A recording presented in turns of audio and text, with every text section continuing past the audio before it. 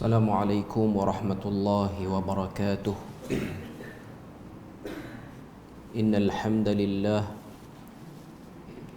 nahmaduhu wa nasta'inuhu wa nastahdihi wa nastaghfiruh wa na'udzu billahi min shururi anfusina wa min sayyiati a'malina. Man yahdihillahu fala mudilla lahu ومن يضلله فلا هادي له. أشهد أن لا إله إلا الله وحده لا شريك له وأشهد أن محمدا عبده ورسوله. يا أيها الذين آمنوا اتقوا الله وقولوا قولا سديدا يصلح لكم أعمالكم ويغفر لكم ذنوبكم ومن يطع الله ورسوله فقد فاز فوزا عظيما. الحمد لله الذي بنعمته تتم الصالحات. ربنا آتنا من لدنك رحمة وهيئ لنا من أمرنا رشدا. أما بعد. Alhamdulillah, syukur pada Allah Azza wa Jal kerana dengan rahmat dan juga limpah kurnia yang Allah Ta'ala berikan dapat kita bersama pada malam ni. Kita sambung lagi perbahasan daripada risalah Fiqhul Akbar karangan Al-Imam Abu Hanifah rahimahullahu ta'ala. Sambungan kita masih lagi pada perbahasan perbezaan mukmin pada ahwal hati, iaitu pada muka surat 91. Dan kita dah bahas beberapa poin. Sambungan kita ialah pada muka surat 93, iaitu takut kepada Allah. Cuma kita baca dulu matannya pada muka surat 91. Qala al-muallif rahimahullahu ta'ala, wa yastawil mu'minuna kulluhum fil ma'rifati wal yaqini wat tawakkuli wal mahabbati wal ridha wal khawfu wal raja'i wal imanu fi dhalik wa yatafawatuna fima dunal imani fi dhalika kulli. Ada 8 perkara yang diletakkan oleh al-Imam Abu Hanifah pada meletakkan kayu ukur iman satu orang mukmin itu.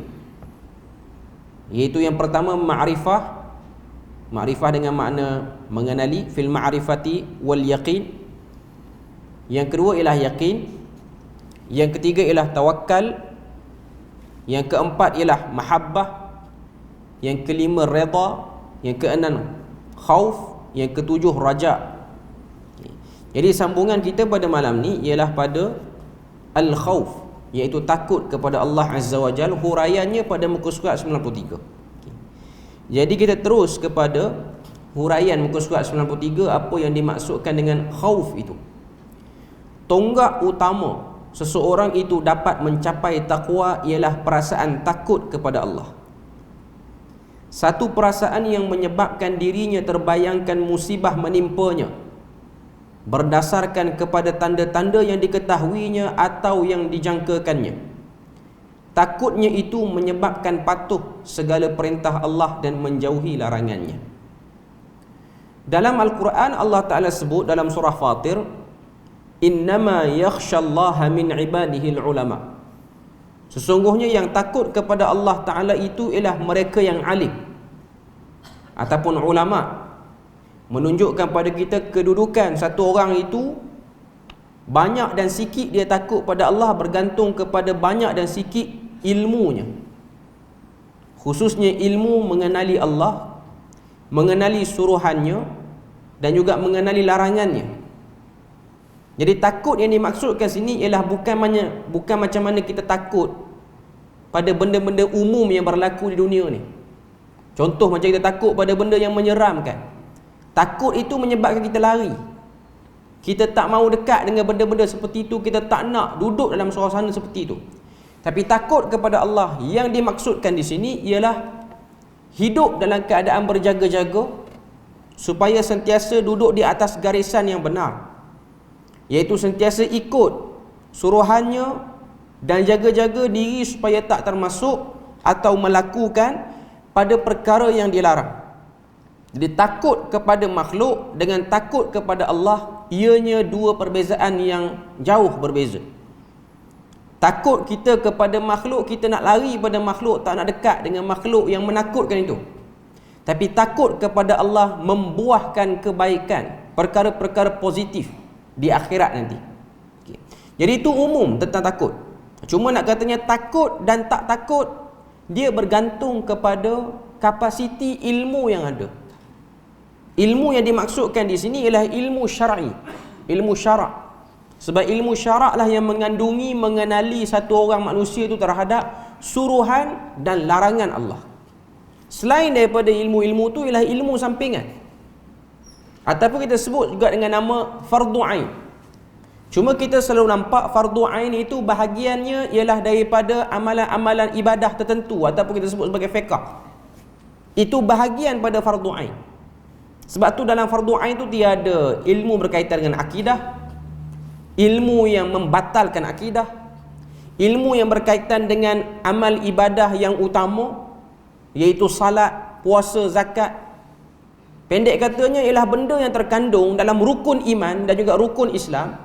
Itu ialah bahagian daripada fardu ain, kapasiti ilmu yang perlu ada pada semua Muslim, tak kira bangsa, tak kira agama, tak kira kawasan mana dia duduk. Namanya seorang Muslim, maka dia kena ada kapasiti tu. Dia kena tahu huraian pada rukun iman tu apa, huraian pada rukun Islam tu apa. Itu kapasiti minimum.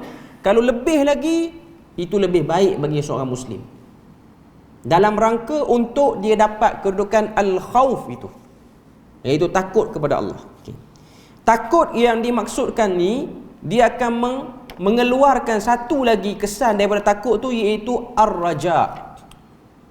Ar-raja tu elemen yang disebut dalam matan tadi. Wal khawfu wal raja'u wal imanu fi dhalik. Okay. Raja dengan makna berharap. Itu muka surat 93, penerangan bawah tu, harap kepada Allah. Harap kepada Allah bermaksud menginginkan rahmat dan kebaikan dengan penuh kesungguhan.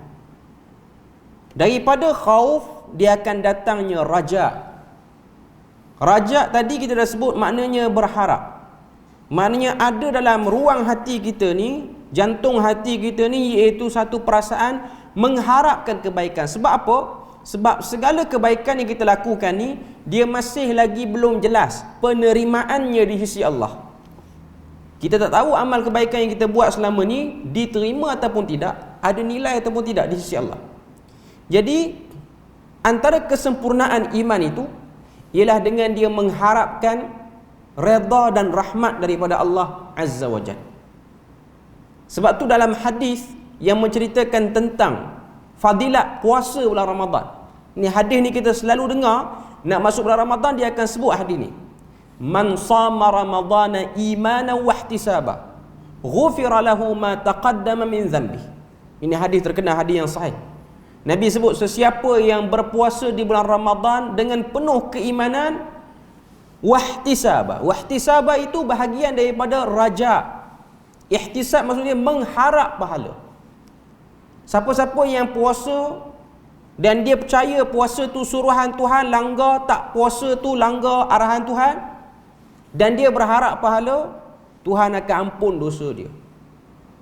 Ar-raja dengan makna ihtisab, iaitu mengharapkan kebaikan. Sebab tu antara kepincangan dan penyelewengan dalam kehidupan beragama, bila mana ada satu fahaman buat ibadah bukan kerana nakkan kepada pahala yang Allah Ta'ala sediakan, itu silap.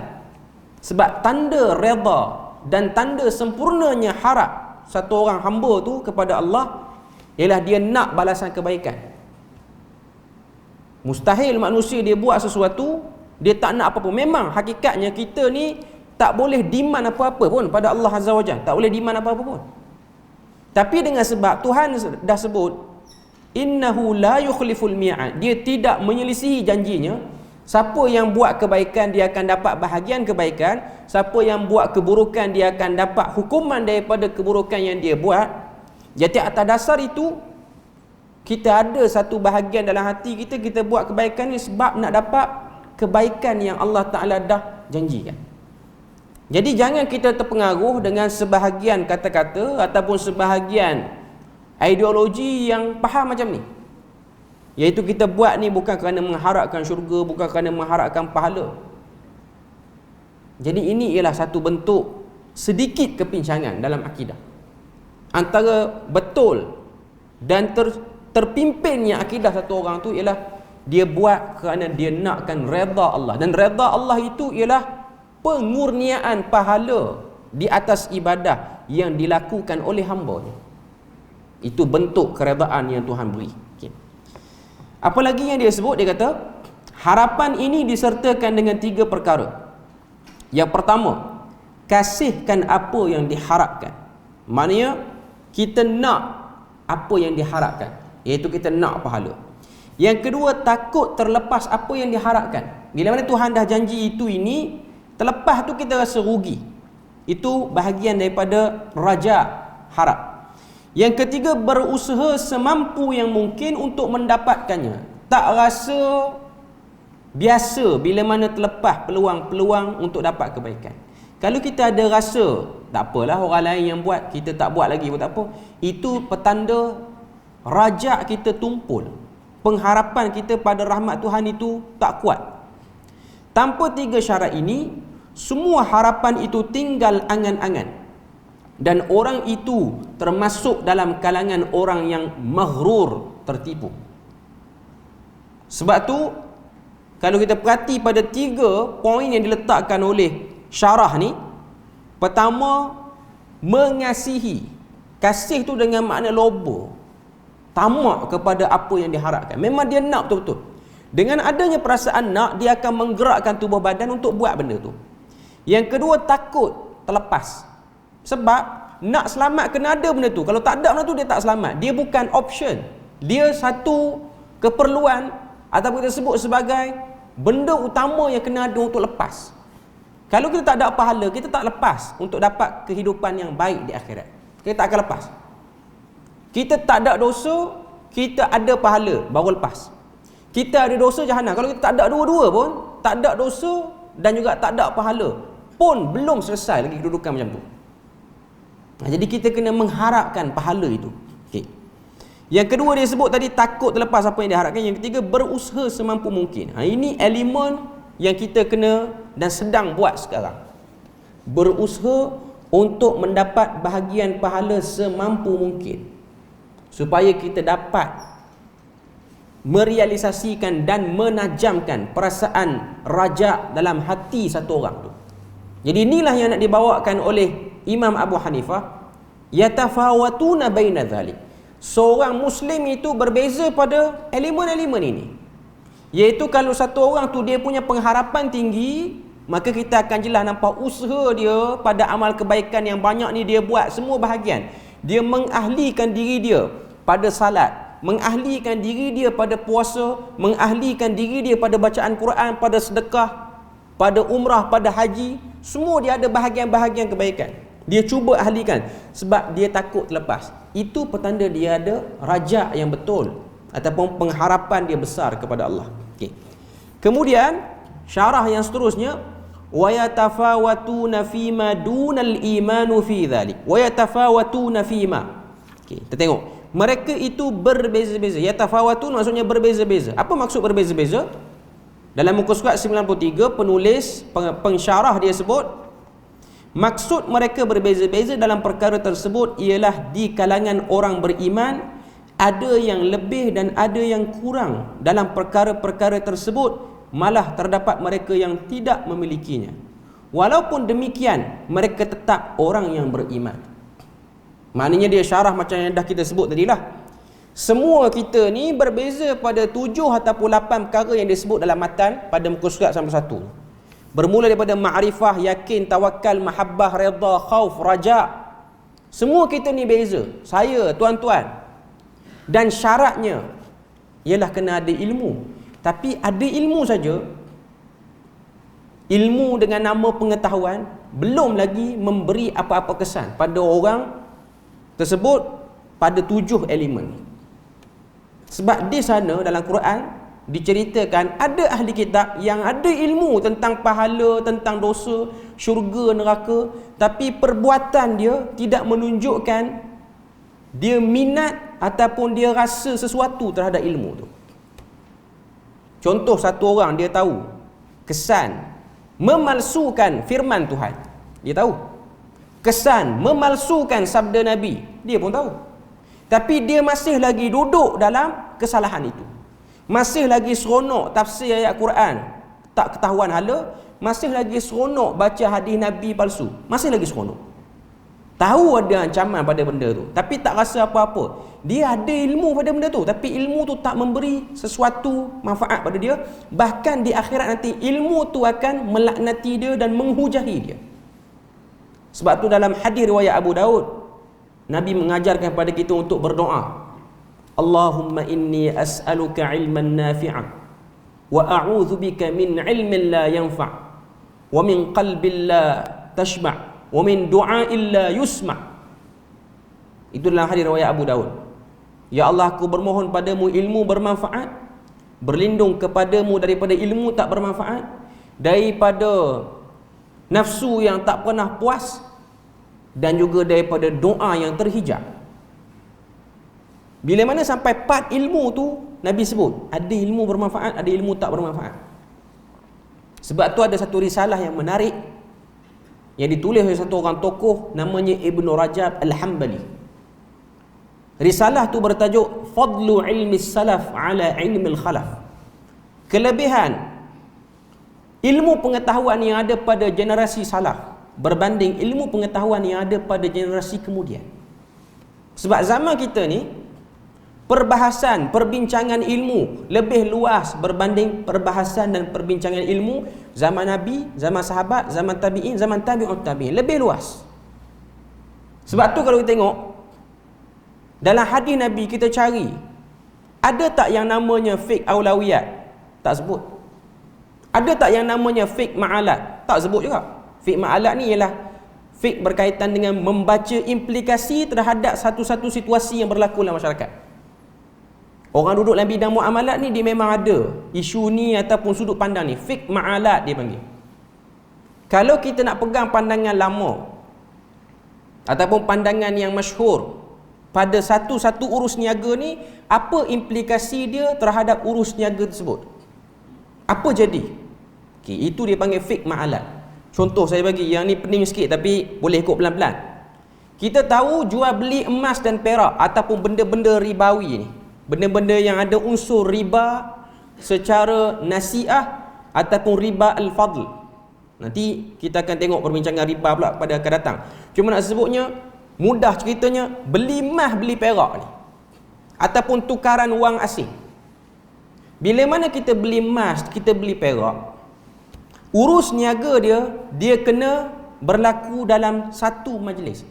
Tak boleh tangguh. Contoh, kita pergi kedai emas, kita nak beli rantai emas ke, subang emas ke, nak bagi hadiah pada pasangan kita ke, ataupun nak beli untuk simpanan ke, dinar ke, gold bar ke, apa saja. Kita pergi kedai, dia pun beritahu. Okay, harganya contoh 1 dinar sekarang. Berapa gram saya tak ingat, 4 gram kot lebih kurang, 4 gram lebih, tak sampai 5 gram. Bubuhlah 700 ke 800. Saya pun tak tahu sangat harga pasaran sekarang. Okay, kita bubuh 700. Kita pergi kita bawa 500 je. Tak cukup lagi 200. Kita pun beritahu pada tuan kedai tu yang bagi kita 1 dinar emas tu. Dia kata, saya bagi lu 500, 200 esok saya bagi. Dia terima jual beli tu tak valid dan tak sah. Bahkan jual beli tu ada unsur riba, dia panggil riba nasi'ah. Sebab kita kena selesai. Itu pandangan yang paling selamat jumhur. Tak ada, jangan buat urus niaga lagi hari tu. Datang balik esok, bawa duit yang cukup, ambil dulu quotation harga, jangan buat apa-apa akad lagi untuk jual beli emas. Okay. Tapi sekarang orang sudah mula berurus niaga dengan atas talian, yang tidak memungkinkan dan bukan mudah juga untuk kita jumpa orang yang kita nak deal tu, melainkan kita bermain di atas talian, WhatsApp ke apa. Okay. Dari segi implikasi, kalau kita nak pakai pandangan jumhur yang tadi tu, yang tak boleh buat apa-apa transaksi sehingga kita dapat barang, kita bagi nilaian yang sama dengan barang tadi. Implikasi dia apa? Implikasi dia agak susah pada zaman moden. Saya bukan nak bahas hukum, saya nak bahas ada satu sudut ilmu yang pada zaman dulu, zaman Nabi, dia tak ada isu ni. Sebab zaman dulu teknologi tak berkembang macam sekarang. Jadi ilmu tu makin berkembang, makin berkembang. Saya nak sebut ilmu tu berkembang, bukan ilmu sekarang lagi sempit, ilmu sekarang lagi luas. Tapi kenapa perasan macam sempit? Sebab orang yang mengandungi, memikul ataupun menanggung ilmu itu bukan daripada kalangan pengamal ilmu itu dengan baik. Just tahu saja. Contoh, ada orang dia tahu riba tu haram. Dia tahu, dia baca hadis tentang ancaman riba, tapi dia pun terlibat dengan riba. Ilmunya ada, tapi pengamalannya tak ada.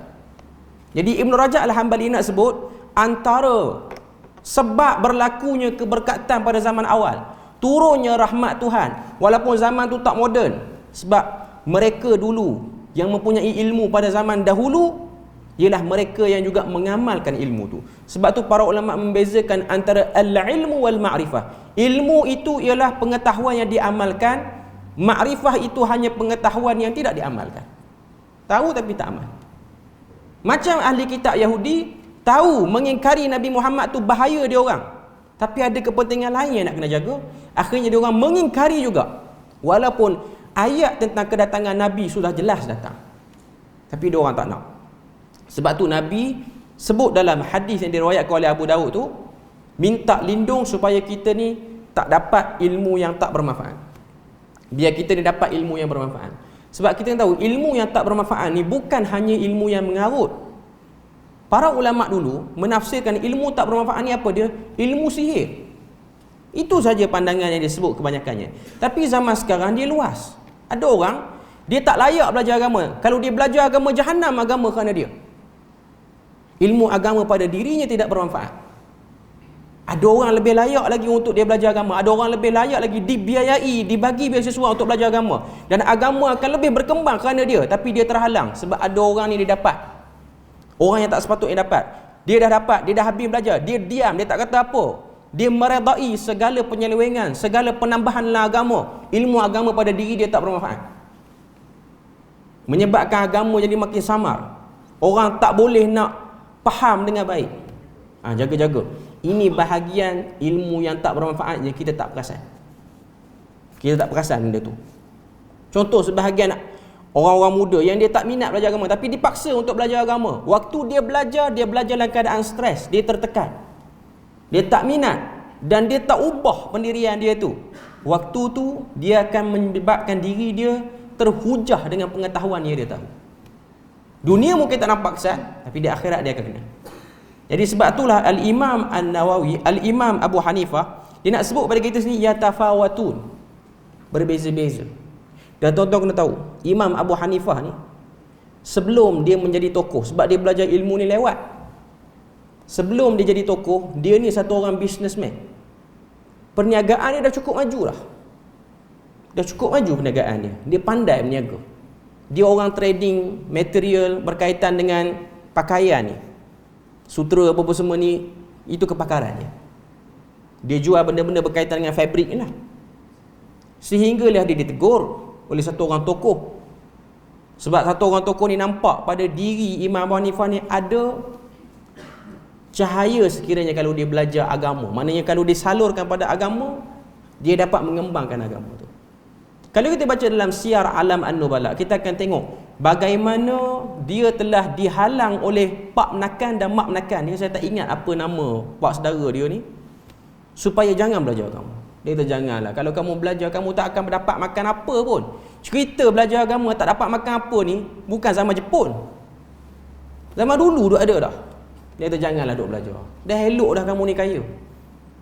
Tapi kalau Abu Hanifah tak belajar agama, kita yang hidup sekarang ni susah nak buat urus niaga syar'i sebab tak ada pandangan Abu Hanifah. Sebab Imam Abu Hanifah lah ataupun mazhab Hanafi ni lah mazhab yang paling luas dalam bab urus niaga, dengan sebab orang yang mengasaskan mazhab ni ialah bekas peniaga dulu. Jadi dia dah boleh agak dah. Nanti urus niaga akan pergi tara mana? Akan sampai satu masa orang berurus niaga tanpa pergi jumpa penjual dan penjual tak jumpa pembelinya. Jadi tak perlu kita nak kena rumit-rumit pada pandangan-pandangan seperti ini. Sebab tu kalau tengok produk-produk perbankan ataupun produk-produk syar'i, termasuk urus jual beli emas perak zaman sekarang ni, banyak ambil pandangan Abu Hanifah. Kerana pandangan Abu Hanifah telah menyebabkan berlakunya perkembangan yang luas. Kalau tak, kita hanya boleh jual beli jenis kena ada kios je. Orang-orang yang tak ada kedai, tak mampu sewa kedai, tak boleh berniaga dia sampai kesudah. Kalau nak pakai pandangan yang lebih kata apa, mendasar kepada mazhab Syafi'i itulah. Bukan nak kata mazhab Syafi'i tu pandangan dia tu teruk. Cuma nak katanya sifat berhati-hati dia tu mungkin munasabah guna tempat lain, zaman lain. Zaman kita lain. Jadi itu benda yang kita boleh tengok. Ilmu berkembang, tapi kalau tak diamalkan, dia tak beri apa-apa kebaikan pun kepada pengamalnya. Okay. Kemudian kita tengok lagi, kecuali dalam perkara iman. Sebab di ujung tu Imam Abu Hanifah dia sebut dunal imanu fi dhalika kulluhu. Maksud dia, yakni iman mereka tidak boleh berkurang dari sudut yakin dan tasdik, iaitu membenarkan sehingga mereka jatuh ke darjah sangkaan dan syak, dan ini amat membahayakan iman. Iman yang dimaksudkan sini ialah iman yang paling minimum, iaitu percaya, ataupun dia sebut sini yakin dan tasdik. Satu orang yang tak percaya pada Allah Ta'ala, tapi dia ada pengharapan benda baik akan berlaku dalam hidup dia, tak akan menjadikan dia tu okey. Jadi syarat yang paling minimum satu orang tu, dia kena tahu Tuhan ni Allah. Sebut kata benda lain, sebut kata seruan lain, dia akan objek, dia akan tolak. Walaupun dia itu pengamal kepada benda-benda yang salah dalam syarak. Dan benda ni berlaku. Sebab tu kita akan tengok pada zaman imam-imam terdahulu, ada mereka orang-orang yang duduk dalam bidang-bidang yang bukan bidang agama ni. Contoh zaman dulu kita ada penyair-penyair yang hebat. Tuan-tuan kena tahu zaman khalifah yang berbeza-beza dulu ni, sama ada Umawi ke Abbasi ke apa semua ni. Setiap zaman ni manusia orang Islam yang hidup di zaman-zaman berbeza ni, mereka ada orang kata apa, benda-benda ataupun satu bahagian dalam kehidupan ni dia berkait dengan hiburan. Zaman kita ni orang berhibur mungkin penyanyi, pelakon. Zaman dulu orang berhibur dengan penyair, bersyair. Jadi kehidupan orang yang bersyair ni, orang yang suka bersyair ini, kehidupan dia macam artis sekarang. Bercampur lelaki perempuan, mudah untuk minum arak apa-apa semua. Jadi saya nak sebutnya ialah orang-orang yang macam ni, mereka masih lagi ada iman. Masih lagi ada iman. Sebab tu pada isu, mungkin isu ni sensitif sikit, tapi saya nak sebut juga, ada pandangan para ulama tidak cepat mensyirikkan orang yang melakukan istighathah di perkuburan. Tak cepat. Bukan setuju, tak cepat. Sebab apa? Sebab melihat kapasiti pengetahuan yang ada pada pelaku tu, orang yang buat. Contoh orang yang menyanyi, dia menyanyi, dia berlakon. Kadang-kadang dia tak tahu apa yang dia buat tu dilarang, tak boleh. Tak tahu pun benda tu agama larang. Waktu dia buat dalam keadaan dia jahil, berbeza dengan waktu dia buat dalam keadaan dia tahu ada larangan dalam agama. Itu yang nak disebut kadar iman yang paling minimum. Tahu Allah Ta'ala itu Tuhan, Nabi Muhammad itu pesuruh, tapi tak tahu apa Tuhan sebut dalam kitab suci berkenaan diri dia, apa tuntutan kita sebagai hamba untuk tahu tentang ilmu menjaga hak-hak keesaan Tuhan. Kita tak tahu. Ada orang dia tak tahu. Maka dia akan diadili mengikut kepada pengetahuan dia sahaja. Selama mana dia terhijab, terhalang pada dapat ilmu yang banyak, maka dia tak akan kenalah hujahan-hujahan itu. Cuma nak katanya, kita ni berbeza dengan sebab itulah. Tak tahu dengan tahu, dan ada satu lagi golongan, tahu tapi buat-buat tak tahu. Itu semua yang menyebabkan kita berbeza pada 7 elemen tu. Pada ma'rifah, pada yakin.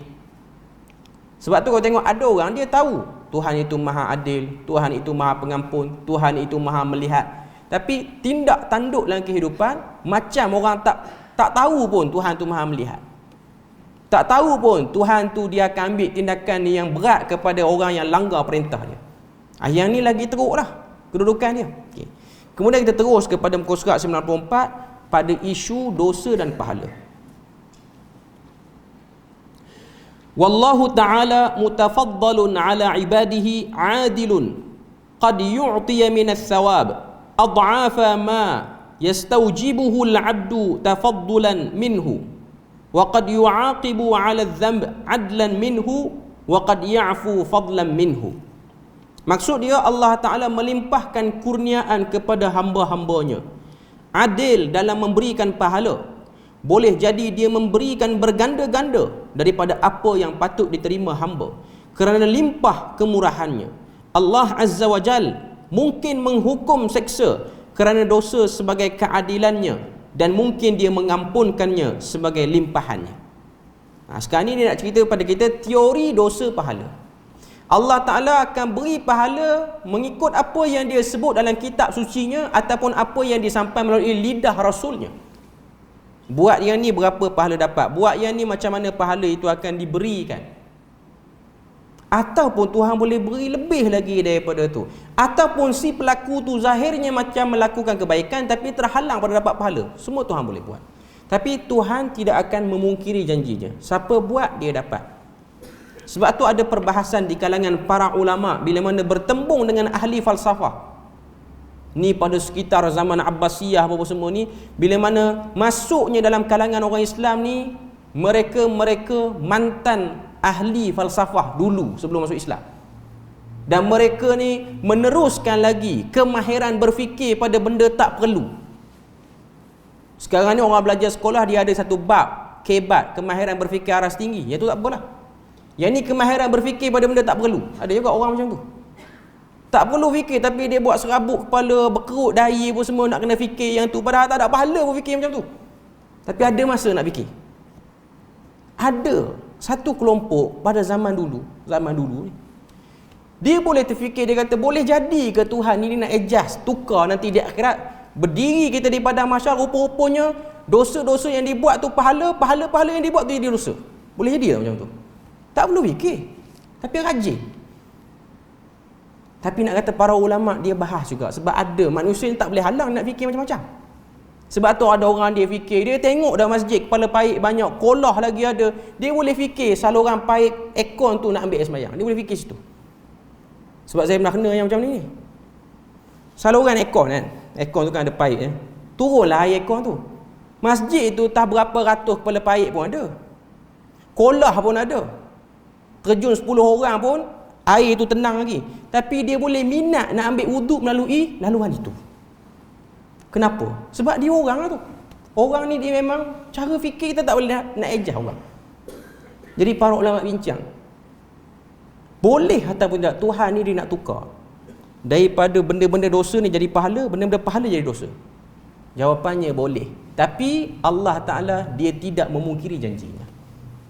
Dia boleh buat, dia boleh ubah semua plan. Dia boleh jadikan kita bangkit nanti yang Quran tu semua tak betul. Boleh buat. Tapi itu bukan daripada kehendak yang dia nak buat. Sebab kalau kita kata Tuhan tak boleh buat, kita akan jadi kumpulan yang menafikan kudrat Tuhan pula. Dia boleh buat. Sepatutnya benda tu tak payah bincang. Tapi sebab ada orang rajin fikir, jadi kena bincang juga benda tu. Sebab tu kitab-kitab akidah pada kurun 300 dan ke atas sampai zaman kita ni tebal semacam berbanding kitab akidah pada zaman awal. Sebab tu kalau tuan tengok kita punya kitab Fiqh Akbar ni dah terjemah bahasa Melayu pun tak sampai 500 muka surat pun. 100 setengah pun tak sampai. Sebab apa? Zaman tu tak ramai sangat orang rajin berfikir benda tak perlu. Zaman kita ni orang ramai berfikir dengan benda-benda yang tak perlu fikir. Sebab tu kita akan tengok lahirnya berbagai-bagai ideologi zaman kita ni. Kitab akidah ni jadi tebal, makin tebal, makin tebal. Sebab orang fikir macam-macam. Sebab tu kalau tuan-tuan tengok di barat, perkembangan ni dahsyat. Ada orang dia boleh fikir Tuhan tu wujud, tapi boleh ataupun tidak Tuhan ni dia tak jadikan agama tertentu sebagai pihak yang paling benar. Dia ada, tapi dia boleh tak jadikan manusia tak perlu ada agama, tak perlu ada Islam, tak perlu ada Kristian, tak perlu ada Hindu, tak perlu ada Buddha, tak perlu ada agama, just manusia hidup macam biasa. Ini dia panggil agnostik. Ini pemikiran macam ni. Sebenarnya tak perlu fikir pun macam tu. Tak perlu. Orang macam ni tak perlu angkat pun. Tak perlu share pun kata-kata dia. Itu masalah zaman sekarang ni. Orang-orang yang bercakap tak cerdik ni, yang cerdik pun berubah radar jadi tak cerdik juga dengan sebab nak angkat kawan ni jadi famous juga. Dia tak perlu angkat. Kita dengar ada something, tak perlu. Tak berlaku pun benda betul tu, ataupun tak perlu dibahas pun. Tak sepatutnya kamu fikir. Sepatutnya dia sebagai pemilik kepada idea tu, dia kena tengok realiti. Apa benda yang aku fikir ni? Dia boleh tolak, tapi dia angkat benda tu sebagai teori hebat. Sebenarnya teori tu teori yang tak beri apa-apa manfaat. Bahkan kita boleh kata teori sampah pun. Cuma nak katanya manusia, dia boleh fikir macam tu. Okay. Isu dosa pahala ni ramai orang petikai. Dan kalau tengok pada isu pada zaman-zaman sekitar 300 hijrah dan ke atas, dah ada kelompok yang nak buang konsep dosa. Tak ada dosa. Dosa-dosa ni tak ada. Segala benda jahat yang manusia buat, yang agama sebut sebagai dosa, itu semua kita nak nafikan. Ada gerakan seperti itu. Okay, kita tengok dalam huraian dia sebut apa. Allah berurusan dengan hamba-Nya dengan mengurniakan limpahan pada perkara kebaikan dan dengan keadilan pada perkara kejahatan yang dilakukan. Betapa luasnya kasih sayang dan kurniaan Allah Ta'ala untuk hamba-Nya, baik dalam bentuk pemberian pahala, keampunan dan penghampusan dosa, serta betapa adil keputusannya terhadap apa yang dilakukan oleh manusia. Ini umumlah. Dia bawa dalil daripada surah Baqarah ayat 243, innallaha ladzu fadlin 'alan nas walakinna aktsaran nasi la yashkurun.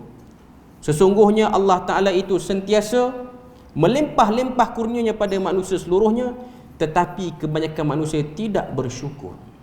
Ini tabiat manusia. Bila mana dapat banyak nikmat, dia akan gelong nak fikir lain. Sebab tu dalam ayat lain Tuhan sebut, ya ayyuhan nas ma gharraka bi rabbikal karim. Wahai manusia, apa yang menyebabkan kamu tertipu dengan sifat pemurahnya Tuhan kamu? Nak tunjuk pada kita apa dia? Nak tunjuk pada kita bahawasanya manusia, dia terlampau selesa dengan nikmat yang dia dapat, mengakibatkan dia boleh berfikir pada benda-benda yang tak perlu. Sebab selesa ni akan menyebabkan orang tu ada masa lapang yang banyak. Masa lapang yang banyak menyebabkan kita fikir benda-benda yang tak perlu. Dan akhirnya keluarlah satu masalah, nama dia overthinking. Fikir tak ketahuan hala. Sama ada dia overthinking pada benda yang menakutkan, ataupun overthinking pada benda-benda yang tak ada faedah. Dua-dua jurang ini ialah dua-dua benda yang tak memberi manfaat pada manusia. Okay. Sekalipun seorang beriman itu mencapai darjat makrifat yang tinggi, amal ibadah yang istiqamah dan akhlak terpuji yang dihabiskan seluruh umurnya, namun itu bukanlah tanda dia berhak mendapat pahala. Ini umumlah. Maknanya pahala itu ialah kurnia daripada Tuhan di atas redha Tuhan terhadap satu orang tu. Ini kerana dia tidak mampu menyempurnakan kesyukuran kepada Allah di atas pelbagai bentuk nikmat. Ini benda yang kita kena tahu. Banyaknya nikmat yang Tuhan beri, tidak mungkin untuk kita membalasnya dengan amal ibadah yang kita tambah daripada kebiasaan. Tak akan mungkin lagi boleh balas. Kita buat dah salat 5 waktu, puasa bulan Ramadan, dah buat segala benda, tambah lagi amalan sunat apa semua, bahkan ada orang sanggup berikan umurnya yang panjang untuk beribadah, pun belum mampu untuk menyelesaikan nikmat yang diambil, ataupun kita sebut sebagai setimpal. Tak setimpal. Ini konsep yang Imam Abu Hanifah nak beritahu. Pahala tu lebih luas daripada segala-galanya. Pahala itu bukan hanya sekadar buat dapat. Pahala itu ialah bahagian daripada kemurahan Tuhan. Maknanya dari segi asalnya, ibadah yang kita buat, konsentrasi yang kita beri untuk kita bersama dengan Tuhan, tak akan dapat menyamai suku daripada pahala, apatah lagi separuh, apatah lagi keseluruhan pahala, untuk satu pahala pun. Cuma dengan sebab dia dah janji, siapa buat akan dapat, maka dia akan beri. Okay. Kemudian dia datangkan ayat daripada surah Al-An'am. Man jaa bil hasanati falahu 'ashru amsalha wa man jaa bis sayyi'ati fala yujza illa mithlaha wa hum la yuzlamun. Maknanya ayat ni Tuhan beritahu, sesiapa yang membawa amal kebaikan pada hari kiamat, maka baginya balasan 10 kali ganda dari kebaikan yang sama dengannya, dan sesiapa yang membawa amal kejahatan, maka ia tidak dibalas melainkan kejahatan yang sama dengannya, sedang mereka itu tidak dianiayai sedikit pun. Nak sebut pada kita sini bahawasanya general, umumnya, siapa buat baik dia akan dapat, siapa buat jahat dia akan dapat hukuman. Semuanya akan ada efek, akan ada kesan daripada amalan itu. Kita kena yakin macam tu lah. Tapi kita mengharapkan rahmat Tuhan lebih. Kita mengharapkan Tuhan melipat gandakan amal kebaikan. Sebab cara nak selamat di akhirat tu je cara dia. Macam saya sebut tadi, tak ada pahala, tak ada dosa pun masih belum selamat. Kita tak boleh fikir, biarlah saya kurang pahala, yang penting saya kurang dosa. Tak betul. Cara tak betul. Mesti kena ada bahagian pahala juga. Mesti kena ada. Sebab itu ialah prasyarat untuk mendapat keredaan. Sebab tu kalau tengok ada hadis Nabi sebut tentang pergaduhan antara ayah dan anak di padang mahsyar kerana nak menuntut satu pahala saja. Sebab waktu tu baru sedar kepentingan pahala walaupun satu. Waktu tu tak ada dah fikir, tak apalah, dia dah belanja banyak untuk besarkan aku bagilah pahala. No. Hari tu tak ada. Yang ni bangkitkan jasa dia, yang ni pun ungkit jasa dia, yang ni pun ungkit ketaatan dia, kedua-duanya bertegang urat kerana nak dapatkan satu pahala. Walaupun di dunia, okey. Kita beri lalu azan dulu. Okey, kita tengok sikit lagi sebagai kesimpulan. Saya rasa saya tak baca dah dia punya huraian tu.